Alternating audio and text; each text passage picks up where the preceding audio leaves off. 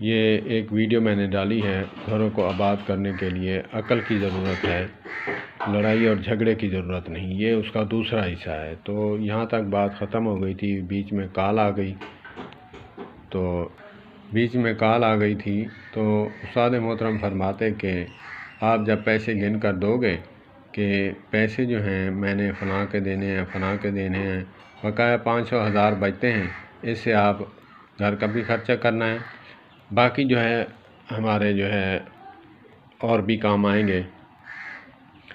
تو پیسے جو ہیں مکمل جو ہیں پیسے آپ اس کے ہاتھ میں دیں، وہ خوش رہے۔ بیوی کو خوش کرنا کوئی ایسا مشکل نہیں، لیکن عقل کی ضرورت ہے۔ عورت بیچاری جو ہے بالکل نادان ہے، بہت ہی چھوٹی چھوٹی باتوں سے راضی ہو جاتی ہے۔ انسان اگر سمجھانے والا ہو، سمجھنے والا ہو، میری بہنوں اور بیٹیوں کو بھی چاہیے کہ وہ بھی بات بات پہ پتنگا نہ بنایا کریں۔ آپ کا میاں ہے، خاوند ہے، آپ کا نوکر اور خادم نہیں، ڈرائیور نہیں۔